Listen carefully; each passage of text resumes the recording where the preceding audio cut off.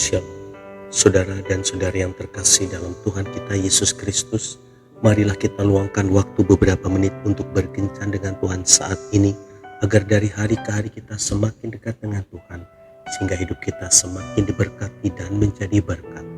Pembacaan dari kitab Pengkhotbah bab 3 ayat 11. Ia membuat segala sesuatu indah pada waktunya, bahkan ia memberikan kekekalan dalam hati mereka.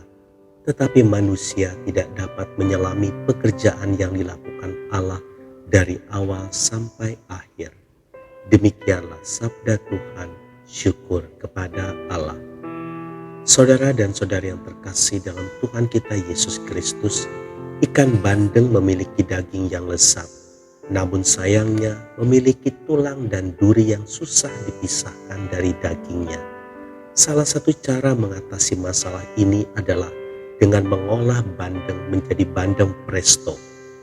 Bandeng diolah dengan pressure cooker, yaitu alat masak yang bekerja dengan memberikan tekanan tinggi. Tekanan itu telah diatur sedemikian rupa sehingga tulang dan duri bandeng tersebut bisa menjadi lunak, tapi dagingnya sendiri tidak rusak. Kita pun dapat menikmati daging bandeng yang lezat tanpa harus terganggu dengan tulang dan durinya lagi. Saudara dan saudari yang terkasih dalam Tuhan kita Yesus Kristus, hampir sama dengan ikan bandeng, ada juga banyak tulang dan duri dalam diri kita yang membuat hidup kita tidak menyenangkan bagi Tuhan. Mungkin tulang dan duri itu berupa kesombongan, ketidakpercayaan, kekerasan hati, iri hati, dengki, pola pikir yang salah, dan sebagainya. Maka seringkali Tuhan harus mengatasinya dengan memasukkan kita untuk sementara waktu ke dalam pressure cooker, yakni situasi hidup yang sering kita anggap begitu menekan kita sehingga membuat kita stres dan depresi.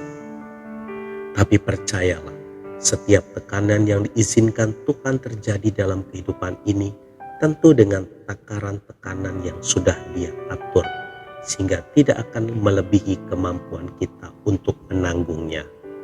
Cukup kuat untuk melunakkan berbagai macam tulang dan duri yang ada di dalam diri kita atau membentuk karakter kita, tetapi tidak akan pernah sampai membuat kita hancur.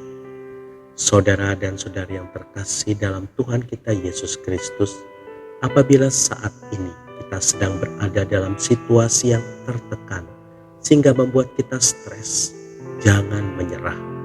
Tetaplah beriman kepadanya. Pakailah kesempatan ini untuk merenung dan mencari apa yang Tuhan inginkan agar kita ubah dalam diri kita. Lalu jalani dengan kesabaran dan ketekunan agar melalui proses ini kita menjadi pribadi yang lebih baik dan berkenan kepadanya serta menyenangkan hatinya. Tuhan Yesus memberkati. Marilah kita berdoa. Dalam nama Bapa dan Putra dan Roh Kudus. Amin. Tuhan Yesus, terima kasih untuk setiap permasalahan yang Kau izinkan terjadi dalam hidupku.